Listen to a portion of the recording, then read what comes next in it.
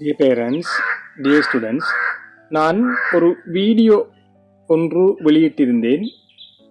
GCE உயர்தரத்தில் science பிரிவில் கற்றல் சம்பந்தமாக, அதாவது GCE சாதாரண தரத்திலே அதிகமான பெறுபேற்றை பெற்றவர்கள், உதாரணமாக 9A, 8A, 7A போன்ற பெறுபேறுகளை பெற்ற மாணவர்கள் அவர்கள் உயர்தரத்திலே விஞ்ஞான கணித பிரிவில் கற்றுக்கொள்வதே சிறந்தது என்றும் அவர்கள் தொழில்நுட்ப பிரிவை தெரிவு செய்யக்கூடாது என்றும் நான் ஒரு காணொளியை வெளியிட்டிருந்தேன். உண்மையில் அந்த காணொளியை வெளியிட்ட பின்னர் அதிகமான பின்னூட்டங்கள் எனக்கு கிடைத்தன. இந்த தொழில்நுட்ப பிரிவிலே கல்வி பயிலும் மாணவர்கள் தொழில்நுட்ப பிரிவை நீங்கள் கொச்சைப்படுத்தியுள்ளதாகவும் தொழில்நுட்ப பிரிவில் கற்பதை நீங்கள் ஊக்கப்படுத்தாமல் இருக்கின்றீர்கள் என்ற கருத்துப்பட அதிகமான பின்னூட்டங்களை சிலர் செய்தீர்கள்.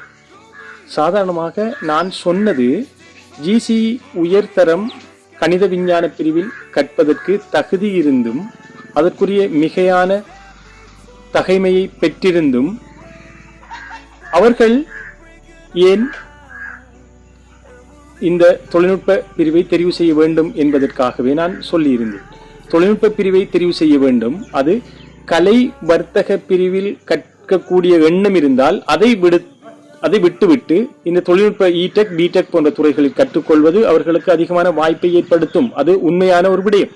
ஆனால் இந்த கணித விஞ்ஞான பிரிவிலே கற்பதற்குரிய வாய்ப்பும் தகைமையும் அதற்குரிய ஸ்கில்லும் இருந்தும் அதை விடுத்து வேறொரு பிரிவான தொழில்நுட்பம் துறை மாத்திரமல்ல, கலை வர்த்தக பிரிவை கூட தெரிவு செய்யக்கூடாது என்பதுதான் என் கருத்து.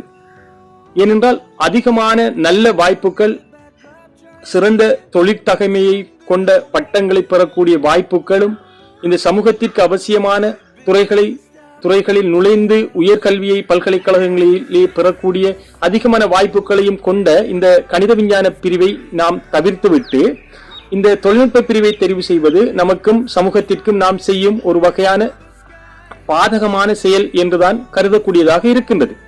எனவே இந்த உயர் பொறுப்பேற்றுகளை சாதாரண தரத்திலே பெற்றுக்கொண்ட மாணவர்கள் அவர்கள் சாதாரணமாக கணித விஞ்ஞான பிரிவில் கற்றுக்கொள்வதற்குரிய, அதாவது மென்துறைகள், கடினமான துறைகள் என்று இந்த துறைகளை நாம் உயர்தரத்திலே பிரிக்கலாம்.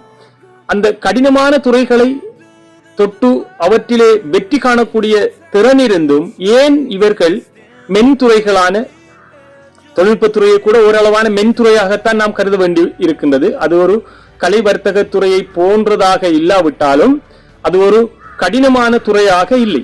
கணித விஞ்ஞான பிரிவில் காணப்படும் பிசிக்ஸ், கெமிஸ்ட்ரி, பயாலஜி போன்ற துறைகளை உள்ளடக்கியதாக அது இல்லை.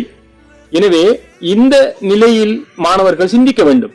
ஏன் சொன்னேன், எதற்காக அந்த காணொலியை வெளியிட்டேன் என்றால், அதிகமான சாதாரண தரத்தில் அதிக பெறுபேற்றை பெற்றுக்கொண்ட மாணவர்கள் அவர்கள்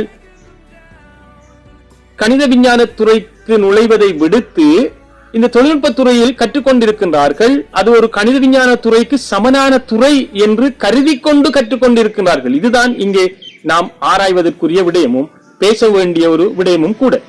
எனவே மாணவர்களே, அதிகமான தகைமைகள் 9A, 8A, 7A போன்ற நல்ல கணித விஞ்ஞானம், ஆங்கிலம் போன்ற துறைகளில் நல்ல பெறுபேற்றை எடுத்த மாணவர்கள் நிச்சயமாக அவர்கள் கணித விஞ்ஞான துறையில் பயோமெட்ஸ் போன்றவற்றை படிப்பதுதான் அவர்களுக்கு சிறந்த எதிர்காலத்தையும் சமூகத்திற்கு அனுகூலமான விடயங்களையும் பெற்றுத்தரும் என்பதை மீண்டும் மீண்டும் உங்களுக்கு ஆணித்தரமாக கூறி விடைபெறுகின்றேன். இந்த காணொலியை கேட்டுக்கொண்டிருந்ததற்காக உங்களுக்கு நன்றி கூறி விடைபெறுகின்றேன்.